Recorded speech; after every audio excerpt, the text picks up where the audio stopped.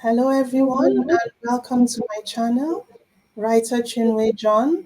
Today we are speaking with composer Bernard Hughes. I am Chinwe John and Bernard and we collaborated together on our album Songs for Our Times. So hello Bernard. Hi Chinwe, how are you doing? Fine, thank you. Thank you everyone for joining us. So just a little bit about Bernard. So Bernard is one of the leading composers of choral music in the UK. He's critically acclaimed, has won multiple awards, and has worked with great ensembles like the BBC Singers. Am I correct? Yes. That's right. Yeah. And Epiphany Consort. Yes. Brilliant, brilliant. And his latest album prior to ours was Bagatelles. Mm-hmm. An album of piano music that was very well received. So welcome, Bernard. Thank you, Chinwe. Okay, so we're going to be talking about our song cycle. Bernard and I, last year, we collaborated together on a song cycle called Metropolis. And that song cycle joined one I had written a few months earlier, along with composer Stuart MacRae.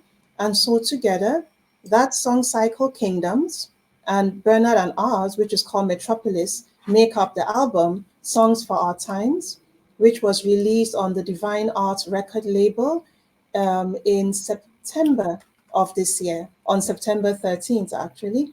And then that's our album cover up in the insert up on the upper corner. And we're just going to be talking about the songs there.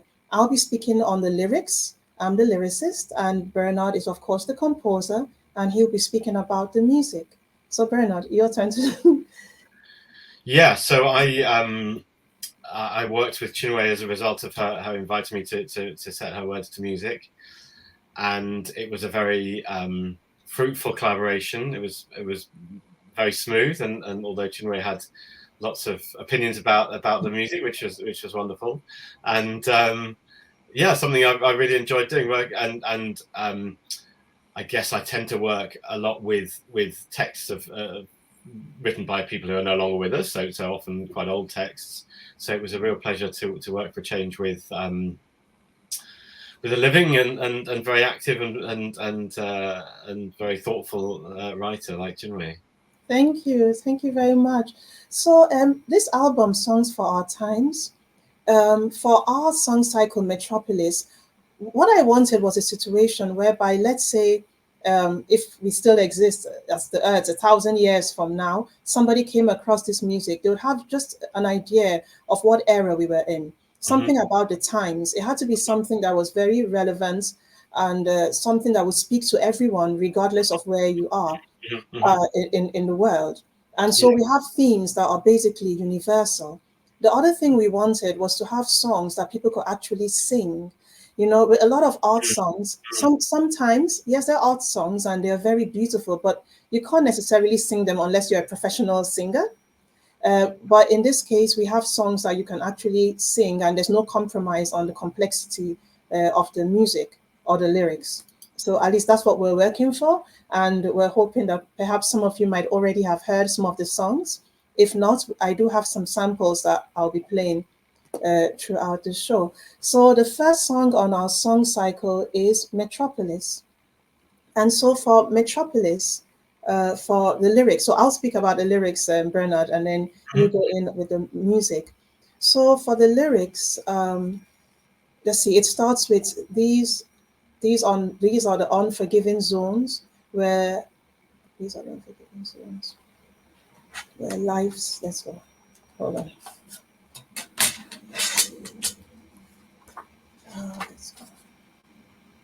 There we go. These are the unforgiving zones where lives imprisoned freely roam. The urban planners' failed design kept hidden from discerning eyes. So with this first verse, what I was trying to paint out are areas where you have people who are considered to be on the lower end of the socioeconomic scale or just undesirable areas. It's not so stark, maybe, I don't know, in the UK, but over here in America, it's very stark in terms of zoning, who lives where and what that means to you in terms of where you can go to school and just what you can access. So there's certain areas which are considered to be undesirable, and that's why I wrote it as unforgiving zones, because those areas often have violence and things like that. And I was dealing in this song, I was in my mind directly referencing the fentanyl epidemic, which we have here. It's a problem as well in the UK and other places, but it's really pronounced here, and perhaps it's because our population is much larger. So, for example, in 2022, there were about approximately 90,000 people who passed away from overdoses attributed to fentanyl.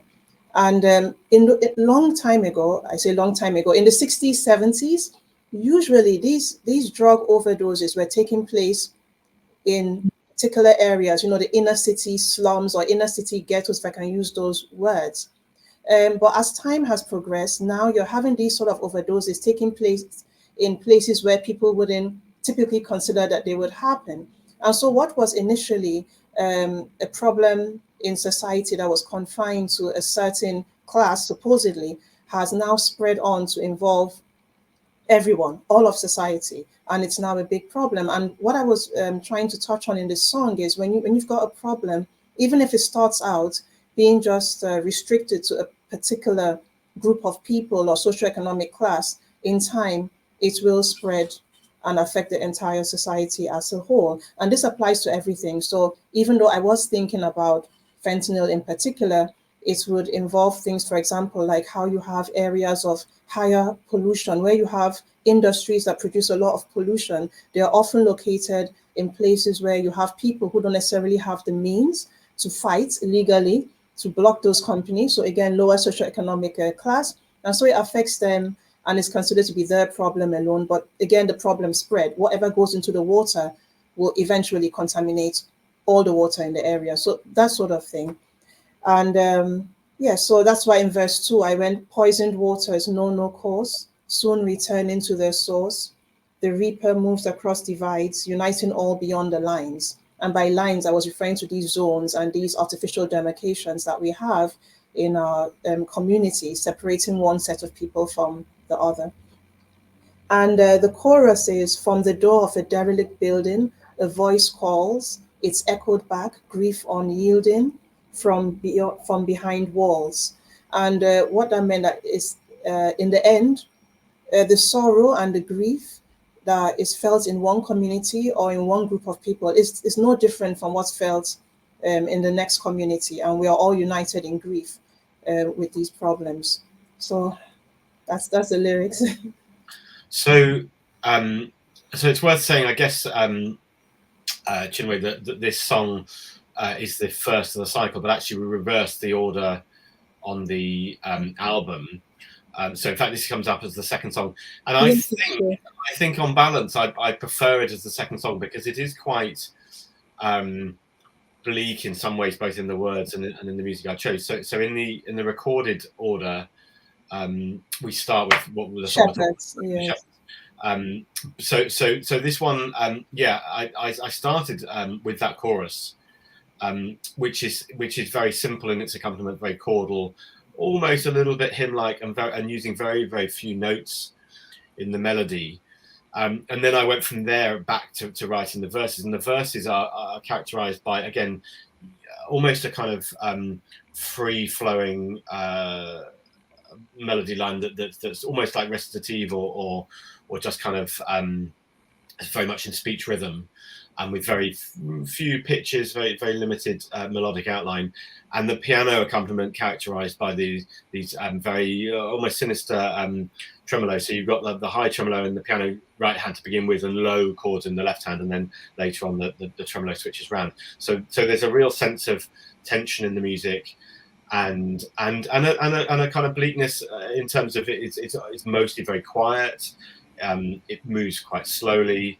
So that was very much the thinking. And actually, as with a couple of the other ones, starting with the chorus kind of gave me the confidence that then I could head through the verse to arrive at that point. That although it's bleak, it's less bleak than the verse. The verses have the real tension. And I guess that in terms of the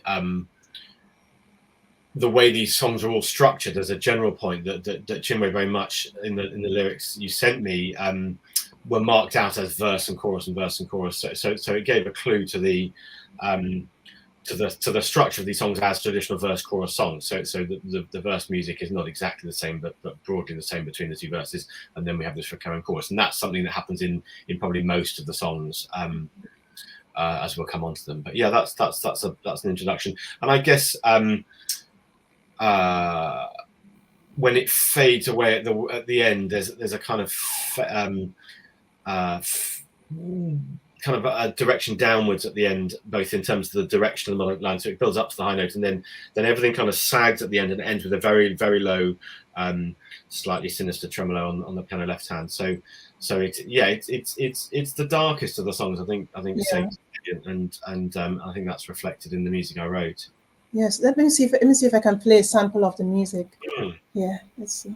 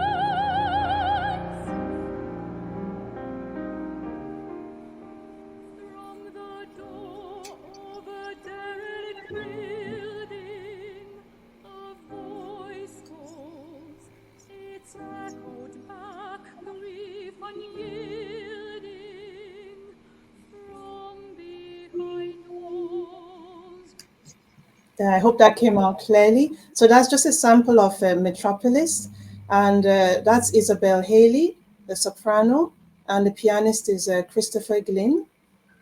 Yeah, we recorded this live at St. Jude's. London, yeah. Yes, London. All right. I think we're saying, maybe this is a good time to say that Isabelle Haile, who I'd not worked with before, was an extraordinary find for us as the singer on this project, and I think you can hear through that, and actually the different character that she captures in the different songs. She was an absolute delight to work with, and really an extraordinary singer who has quite a career in front of her. Yeah, amazing. All right, so actually, Bernard is right. Metropolis we worked on first, but on the album, the first song is The Shepherds.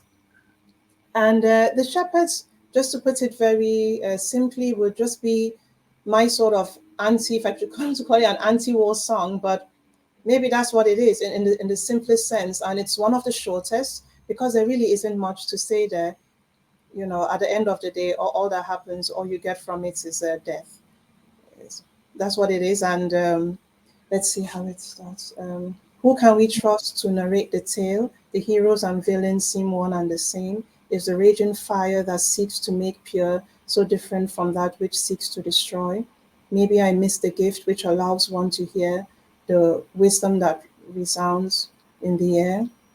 Excuse me if I sound weary and worn. This cycle's already played out before, and after all the words have been said, we'll bury the dead. And then there's a second verse, and then the same chorus. Yeah. So in fact, not only did this was this the first song, ended up as the first song on the album, but this was where I started. This was the first bit that I wrote, and I started with that chorus. Excuse me if I seem weary and worn. And what I found was a nice thing where the line is sung by the singer and then echoed by the piano. So there's a kind of call and response between the singer and the accompaniment. And I think that was the point at which, and I sketched that down. I often, the way I work is with a text is to not even think about it in the front of my head, but just to kind of have it floating around the back of my head. And what I did with this was I think the day I got the text, I sketched out that chorus, and then I don't think I worked on it for a while. It was I had to work quite fast. It was quite a short lead time on the project, but I think I probably then put it away for a week or so, and then came back, and then when I still liked that bit, when I came back to it, then I thought, okay, that's going to work. And that's kind of the way into the musical language of the whole song. Yeah. With this kind of modal, so it's in a kind of Aeolian mode on E flat. So it has echoes, I guess, of some English composers like Vaughan Williams or people like that. And then the verse has an interesting thing where which is something I often do with words where they're in irregular rhythms. So in time signature terms, in time signatures like 7/8 and 5/8, and jumping around between those, because it's following the flow of the words. And so the idea is that although it's irregular, it actually sounds very natural, because in fact it's more natural to sing those syllables as they come out, rather than to try and squeeze them and force them into 4/4 time or 2/4 time or whatever. So the verses, again, a little bit like the previous song, have a fluidity to them, have a slightly recitative feel, where the piano is just accompanying in block chords with these kind of modal chords. And then having so the order of composition was having written that chorus and then gone back and filled in those verses, which are kind of the same chord progressions, but just with different scansion and different rhythms. And then I finally added the introduction, which is a kind of slightly so it kind of floats down from above the very beginning and floats down the kind of whole keyboard, and then that comes back as a little motif between lines of the text, and it's focused around the intervals of the fifth and the fourth, so quite open space to quite wide spaced and kind of non-committal harmonies. And then when that comes back at the end, comes back between the verses, slightly more elaborated with little decorative notes. And then when it comes back at the end, it's got even more kind of filigree textures within it. There's never quite a straight repeat, but it just has a slight feeling of development through it. But once I've got those verses and chorus place, I'm putting the architecture of the introduction and the bit in the middle and the play out, just gave it that overall structure. So that is The Shepherds, and in some ways, perhaps my favourite of the songs. We shouldn't really have favourites, and maybe there's others, but I think I like the sound of this one. Yes. I'm going to play a bit of it, and I'm going to try and see if I can share the screen, and so I can show people like a bigger copy of our album. So while it's playing, we're not. No, let me see if I can do all of that. A lot of technical work. So this is The Shepherds.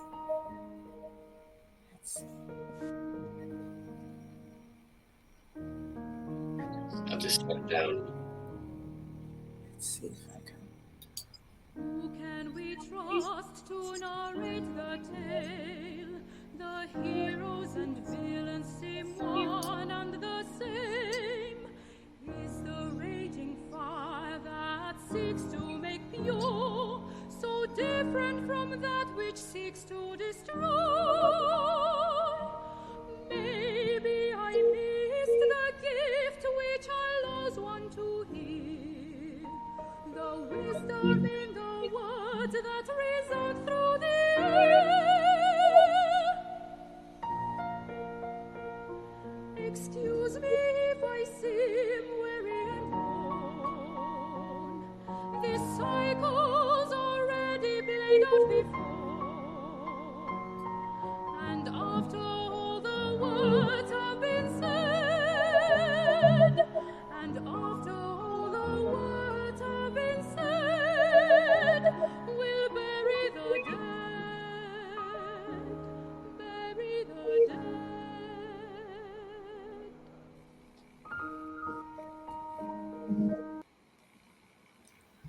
There you go. I do like that texture, which is absolutely not my invention, but that dialogue between the singer and the piano echoing those lines. I think that is Beautiful, beautiful. you like to hear in a texture. Yeah. Yeah, the songs are all, in a way, they're also different with the music. Like each one is my favorite for that particular style. Yeah, I find it hard to pick one and say, oh, this is my absolute. It's very hard. All right. Now let's see. So after the Shepherds, so Metropolis, and then Call Home. Okay. Our next song was Call Home. So with Call Home, it wasn't autobiographical from my end. I was trying to deal with the theme of when you've newly emigrated out somewhere, and you start to long for home. At times you get homesick, and sometimes you remember home differently from how it actually was. So sometimes, especially if you're going through a difficult time when you're adjusting to your new country, you may have a more glossy view of the place you left than it actually was, and that's normal. And then the people back home will encourage you, and then you forge on and you adapt in time. So it was just that, and then to just sort of contrast between the environments of what you find in a lot of Western countries compared to what you will find in a continent like Africa, more bustling. The streets. Let me see. So Call Home, this would be verse 1, where the mangrove lines the banks and the palm trees grow, where the leaping gazelle dance and the harmattan blows, I call home. And then on verse 3, I contrast. I go, a double shift, then home at last. The streets are empty, though it's bright. Astride the present and the past, to live the dream comes with a price. I call home. I'm just trying to make some contrast between these two continents, really, and but it wouldn't just be Africa. I mean, most places you hardly find the kind of quiet, clean streets that you would find in places like where I am in America or in London. You have street sellers. Especially actually contrasting America even with the UK, it's very different if you've been here. We don't really have so many of those mom and pop family small little stores or a lot of street entertainers and things like that you would find in a place like France and places like that. So it's just a different look, especially if you're in a suburban area. It can be very quiet. You come out and just not find anyone, and you're not necessarily in the countryside. It's just the suburbs, and it's a very different feel. And people who are used to a more bustling environment may find it maybe a bit too quiet. So I was just contrasting, and for this one, for the music, you're going to talk about the music, not me. But that's all it was, just something discussing the nostalgia when one looks back with the place of origin with nostalgia. But of course, there's a reason why you left to accomplish something, and so you adapt. Yeah, so musically, obviously this is a change of tone in terms of having had the two quite slow and quite dark toned songs. Then we have really quite a cheerful in some ways. There's certainly a more upbeat tone to it. And this was where, Chinwe, you pointed me towards high life music. Yes. Now I'm very aware that I'm never been to Nigeria, and I don't have a direct experience of that, and I certainly have no intention of culturally appropriating that style. But what I did is I looked at, and Chinwe, you sent me a video of a high life keyboard player. Yeah. And I guess what I wanted to take from that was, as a composer, to take the texture that was generated. And it's a very interesting kind of constant movement, but it's not quite straight arpeggios. It kind of fills in gaps and goes here and there and moves, keeps the texture moving even while the harmony is staying the same. So I kind of took an inspiration from that texture without any sense of wanting to borrow the musical style itself. Although I guess also the other aspect I took from it was to say that there's a certain harmonic complexity about the first two songs, particularly Metropolis, the first one. And this one, I wanted to go for a much simpler texture, harmonic style, simpler chord structure, simpler chord progression, and actually kind of milk that for what that's there. There's still some rhythmic tricks going on, particularly in the last little bits where I let Isabelle float right up to her highest note. And I think also within the structure, I tried to look at the fact that Chinwe, you This one doesn't have a chorus as such. This is just 4 verses.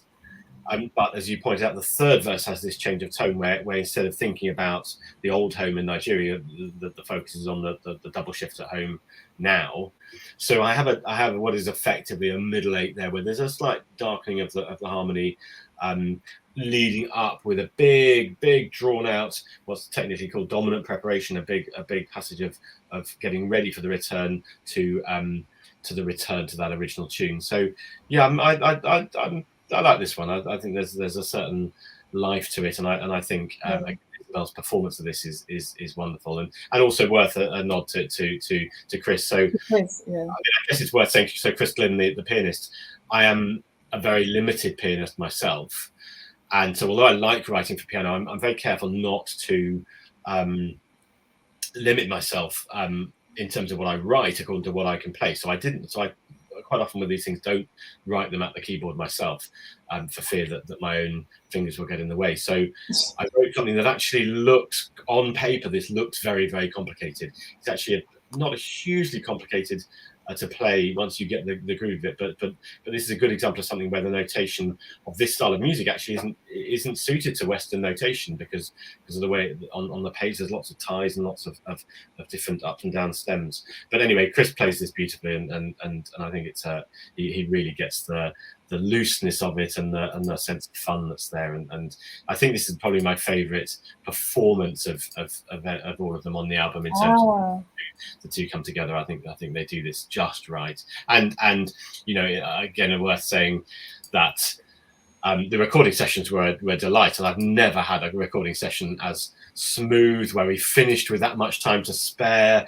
Isabelle in particular had at fairly short notice learned the notes phenomenally well. We had a few retakes, but really it was one of the, and Chinwe, you won't have as much recording studio experience as I do, and I don't have anything like as much as Chris will have, but I certainly from my point of view, I've never known a session finished with that much free time, with so little stress, with so little retake. So that's an absolute tribute to Isabelle on that front as well. Yeah, absolutely. Both Isabelle, Haile, and Christopher Glynn, they were absolutely wonderful. You're right. Prior to that recording, I had the one before. So we recorded Kingdoms first. It was the day before. The day before, and then it was our recording.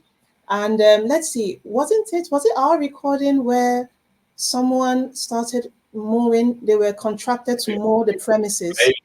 The day we were there was the rain, with the rain coming. Ours was the rain. Okay, so so it was the day before. The day before, we were doing the recording session, and suddenly we hear this mowing sound, and we go out, and they're like, yeah, they were contracted by the county to clean up the area. Today is the day, and I'm like, but I only have this time, you know. So I called over. Fortunately for us, because it actually wasn't even in control of the church. They say, well, this isn't the church, this is now the county or something.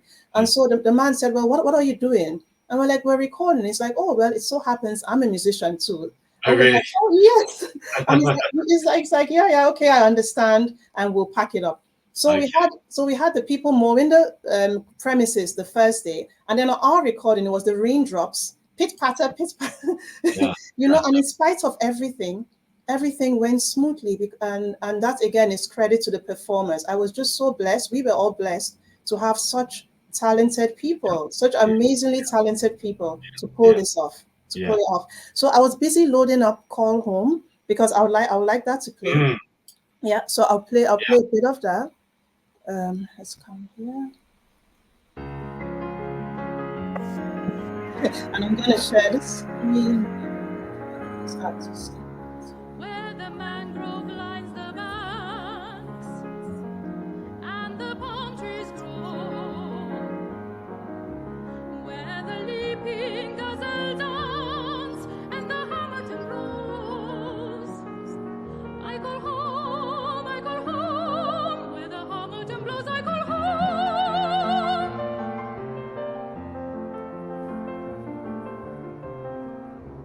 I remember dazzling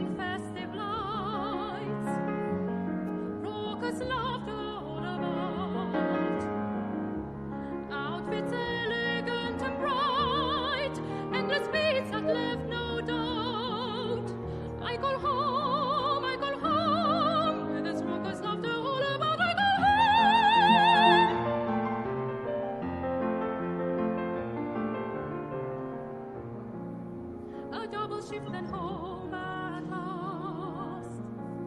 The streets are empty though it's bright, astride the present and the past. To live the dream comes with a price. I call home, I call home, I call home.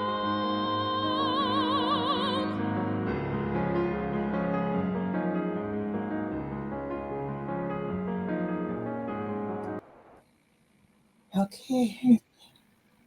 Get this out there.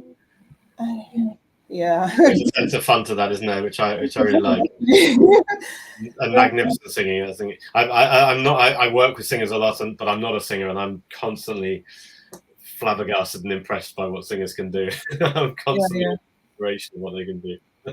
Amazing. Okay, let's see. So the next song was "When Apart." Yeah. I'm laughing because honestly, with this song, I thought you were going to say that's it, and you were. Okay, so with "When Apart," what I wanted to touch on was these days, a lot of the times, people are communicating, of course, with smartphones or some sort of video. There's some sort of video inputs, and people are able to communicate due to the technology with people wherever they are in the world. So it's all changed now. And I was trying to write something romantic, but so now we're not in the era where you'll be writing letters to each other and stuff like that. So it's using technology, but then I didn't want it to be a video call. I wanted it to be a phone call and just good old fashioned pillow talk. So that's what it was, and I wanted it to be really romantic. I kept stressing that, and it was. I mean, this is it's like a conversation. So it's just the one person calling the other, and you don't hear what the other person is saying back, but you can sort of reference from what the one speaker keeps saying, and and it's just I love it. Music wise, to be honest, it's hard to say favorite. You know, as like I said, they're all so different, and so I love each of them for what they are. But music-wise, I love this because there's just so many changes in the music, you know. But you talk about the music. Yeah, I mean, this was the one that we spent the longest back and forth over, and there were more versions of this than all the others. And that, I mean, that partly speaks to how smooth the process was for the others. That pretty much for the others, I wrote the music, and you said yes, it's great, and we went from there. Whereas this one, there was definitely some back and forth. And I think the point with this is you have this, although it is set out in verse structure, it is very operatic, and it is very really recitative in terms of the fluidity of the music. And then this build up through these kind of passages of mundane conversation, which are done in fairly straight recitative style, and then we get to this verse 4 where the romantic side of it blossoms and it becomes more poetic and elevated, and at that point have quite a complex piano texture, quite almost, I guess, Rachmaninoff kind of richness of. It's actually in notation terms of on 3 staves to give the different parts their room. I've got an interaction of triplets and quavers and semi-quavers, so it's quite rhythmically dense, with a fairly straightforward harmonic outline, but I like this idea of going through from the conversation being quite mundane, if not boring, then hitting that point of romantic outburst, and that's how it moves on. I have a lot of this tremolo, which in the piano is an alternation of a fast alternation of notes, which if I was orchestrating it would be string instruments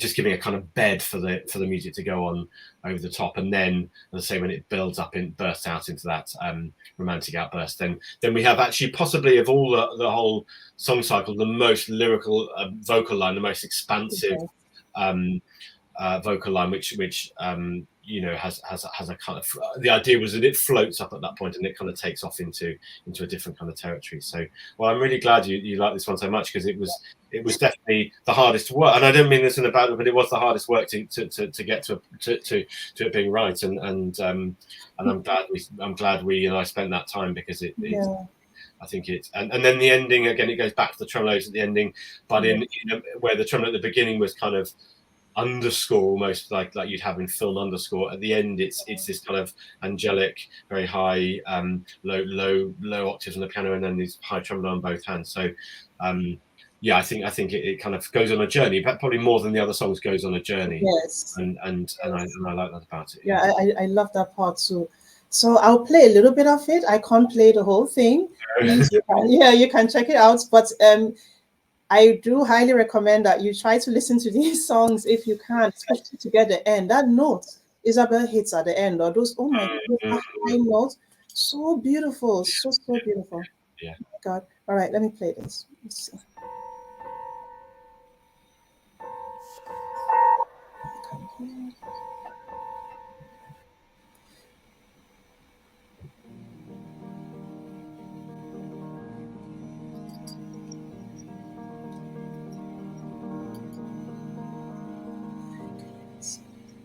Did I wake you? Sorry, are you sure? It's just I feel so restless, you know. How did all the meetings go? That's great. Can't wait to have you home. The phone signal isn't very strong. Okay, I'll just listen to your voice. Sounds like you have the TV on, Dene. I've seen that one. Can't wait to have you home.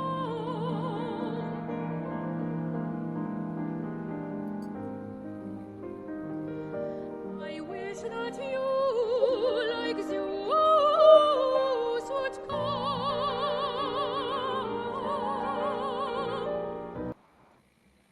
There we go. All right, let's take this off. And here we go. Yes. Okay, so that was When Apart, and I showed some pictures. That was Isabelle Haile with the microphones. Christopher Glynn was the gentleman. The last picture I showed on the screen. All right, and our next song was A Bedtime Tale. So in A Bedtime Tale, I just wanted to have fun. So in addition to writing poetry and lyrics, I write stories as well. I actually published, it's supposed to be a series. This I think is beautiful, adventure novel series, and I published the first book and never had time to do the rest because it's this epic big thing, and I will get to everything one day. And the thing about it though, because I feel like, oh my God, I'm not the same person I was then. So I feel like I probably may have to go back and tweak the first one. So I'm like, goodness. So this was a way for me to just satisfy that storytelling aspect of my artistry. I love to tell a good story. And I also wanted to touch on the theme of, the heroine. So lots of times in the action adventure, at least in the olden, I call it olden days, but just typically it's the prince saving the princess and that sort of thing. So I wanted to have a female heroine come in and save the day, and not a romantic. She's not saving a romantic suitor. It's a brother, it's a sibling. So just sibling love and female heroine, and just tell a good story, but do it in a few verses. And I love that too. And the music did that as well, telling this beautiful story. So how does it start off? We start off with the moon sits low, the dust rises high, the sound of horns and a distant cry. By the walls of the city gates, a blind seer sits and waits. They know the hour is nigh. So that's the opening verse, and then it just moves through this story. So yeah, it's a story. So yeah, it has. When I respond to text, I guess the way a reader might do, which is the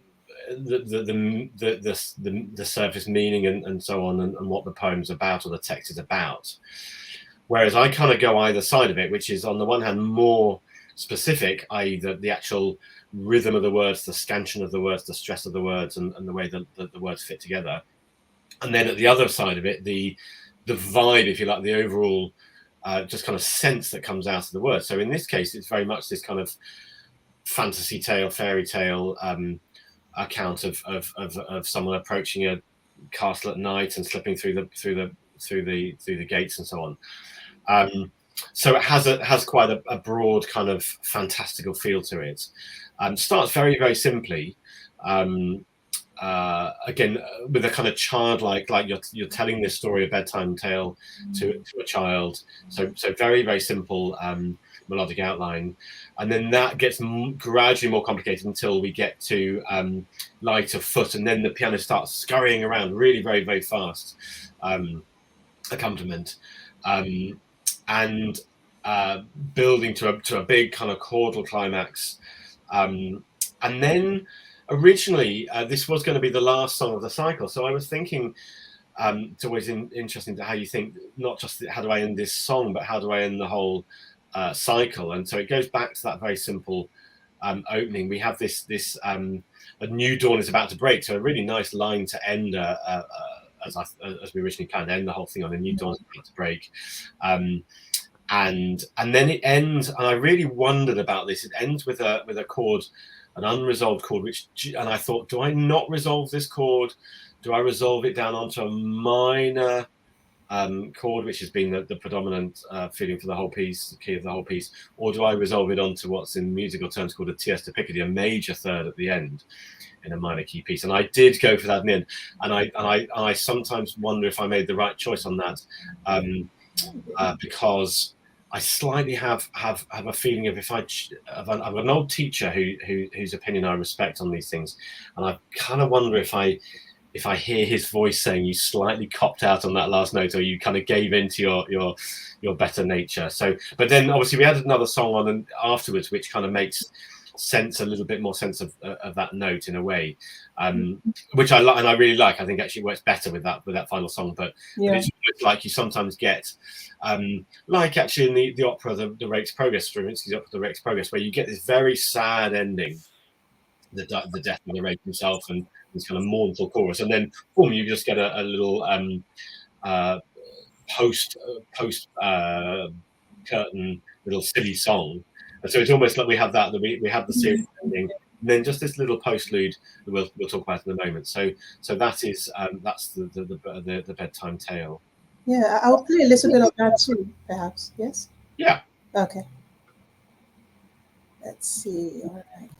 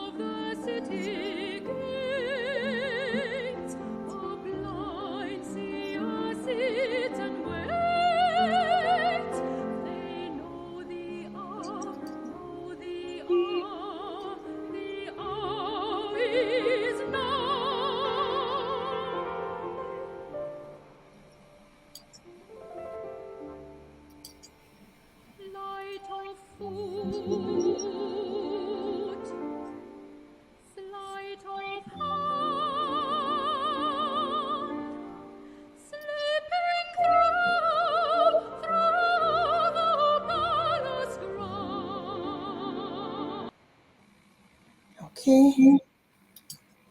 And so that was a bedtime tale. And yes, our last song for the cycle was The River's Course, which was, I wouldn't say a last minute addition, but because the way it worked, I have all these songs that come, and when I approached you, I hadn't written it at that time, and but I always have something in my mind. I always have lines that are running through my head. And depending on what I think I want to write on or which of the lines is ready, then I put that down. And this came out. So at this point, I had spoken with Christopher Glynn.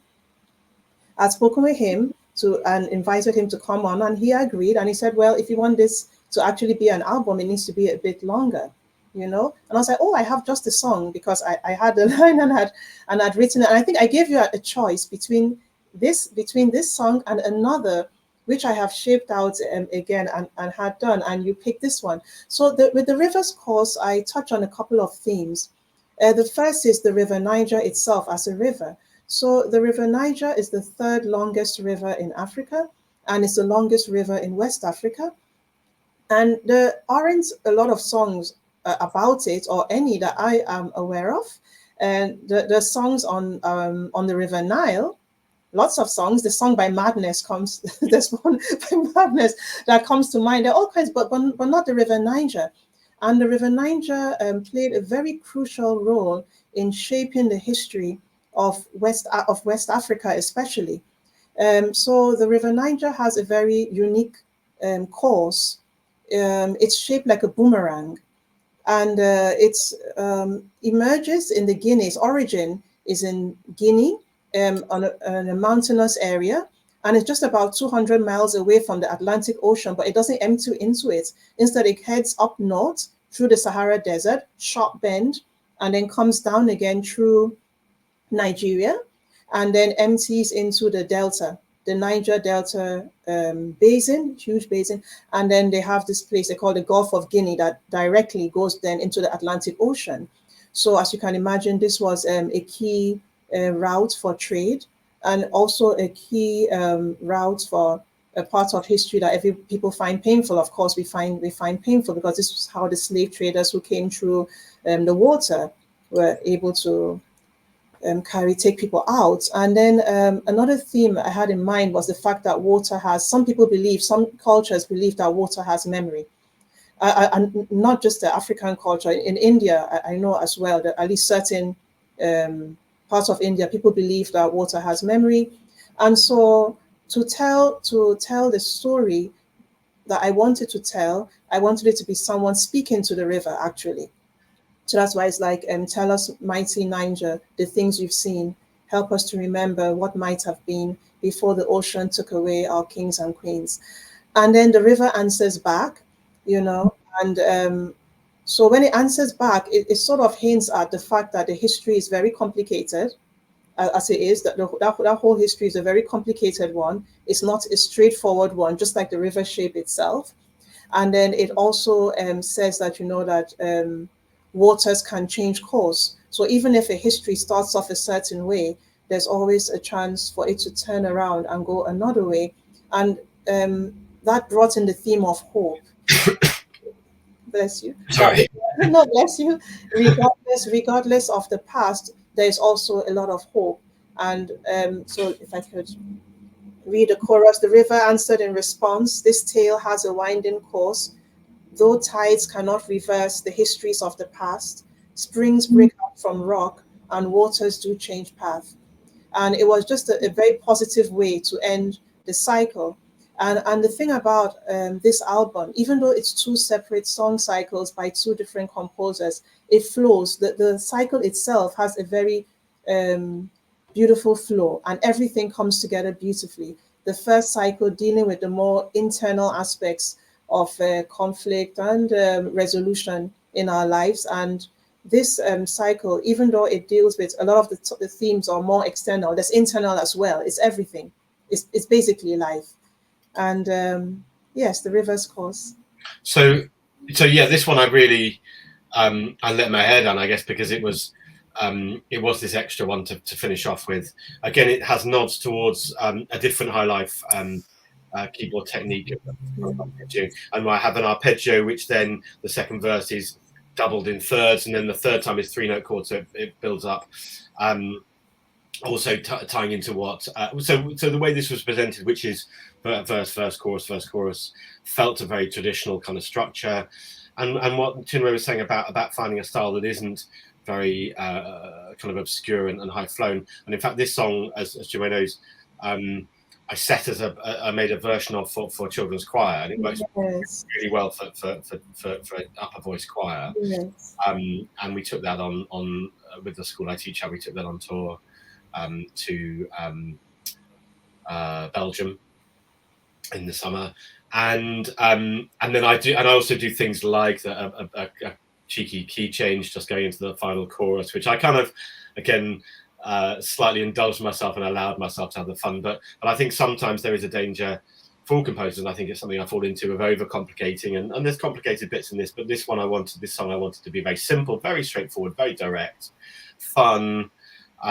Ends with a proper high note for the singer, so it's kind of got a what's called in musical theatre a button. It's got a real kind of, this says this is the end of the song cycle. So the end, as we said, was quite downbeat, and that previous song ends thoughtfully. Then we have this kind of anti-overture at the end, which just kind of throws it all up in the air and just has some fun. And I think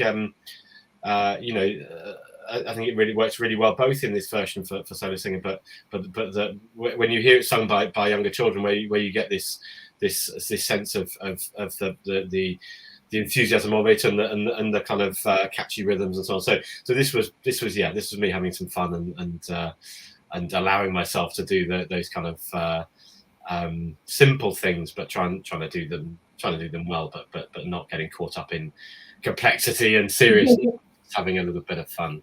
Yes, and I just wanted to add for people, when I was introducing you to these West African and just African styles of music, it was the first time that you'd ever written things. Yeah, well, first time. So I might have heard some music in this style before, but what I was doing when you sent it to me was actually looking at it analytically and saying, what can I find in this that produces something of interest for me as a composer. So not just can I listen to it, can I enjoy it, can I appreciate it, but can I get my hands dirty and roll up my sleeves and actually find some things within it, which I can do, as I say, in a respectful way and not in an approximating way, but just still me, but that actually led me into piano textures that I wouldn't otherwise have written, and also in that sense almost given me permission to write simply and write straightforwardly, which sometimes as composers we kind of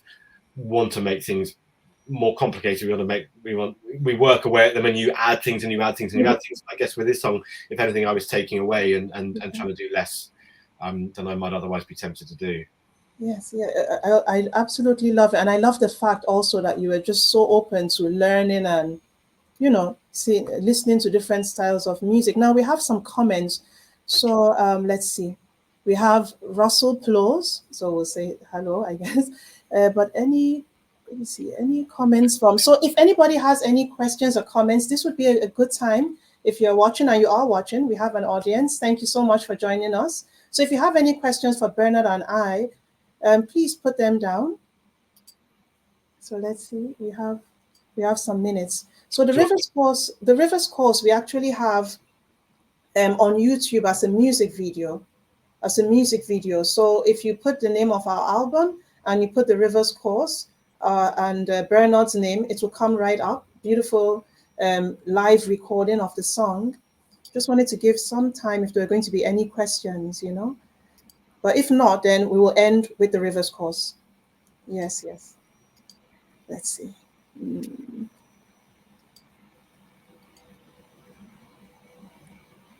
Can you think of anything, Bernard? Yeah, I mean, I'm very happy to say some more. Please.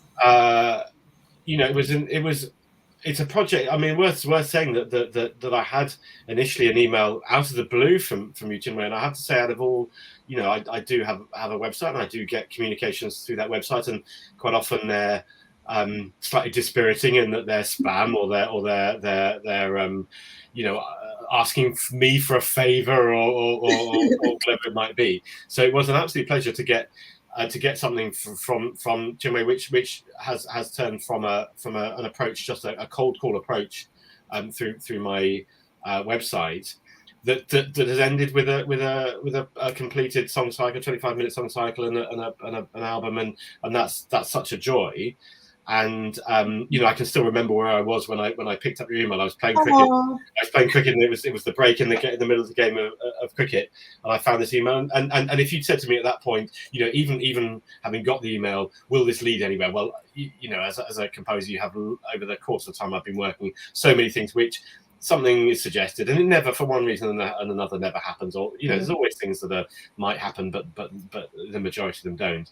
And for this to have gone from that initial approach from Chinwe to where we are now, I'm so delighted and so grateful to Chinwe, and to work with Glynn, who is a wonderful pianist and really leading song accompanist, and he got these accompaniments straight away. And then with Isabelle Haile who came on board fairly late in the day, but was an absolute dream to work with. So it has been a real pleasure. And also, I should pay tribute to Stuart, yes, who's the other composer on the disc, who I've known his work for a long time. We met once many years ago.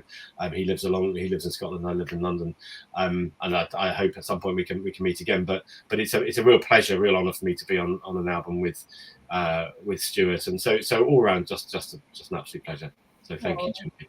And I'll say thank you to you. Honestly, this album and our cycle, it has just been such a joy. Yes, it's been a lot of work because and that's a long story. You know, I never knew it would grow, but once I saw that it could grow, I just couldn't let up. You know how I've been going, like a little train. But I'm just so grateful that you gave me the opportunity to do that. And I think it's a wonderful album. Sometimes I feel awkward because it's your own work, you know. Should you speak that way about your own work? But I just have to say that I really enjoy these songs. I really do. And chance to work with you was just amazing. And yeah, I'm really happy. And let's see, any news for us? Nothing.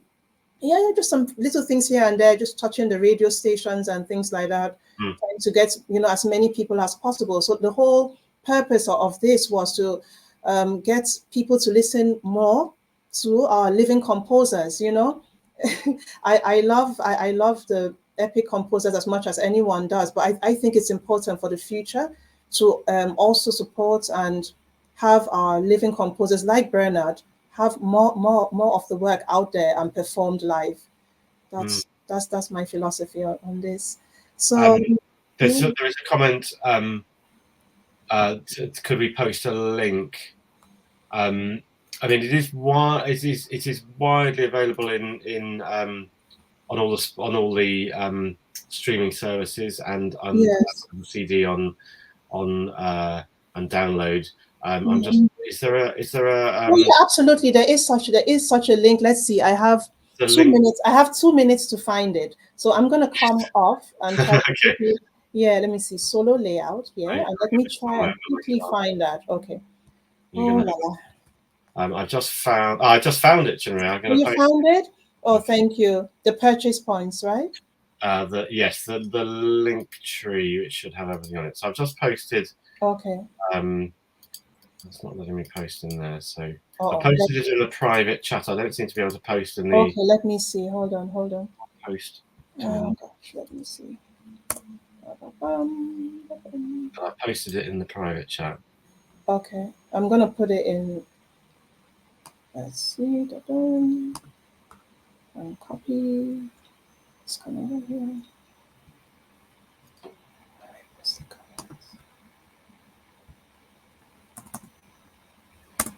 Yeah, I see.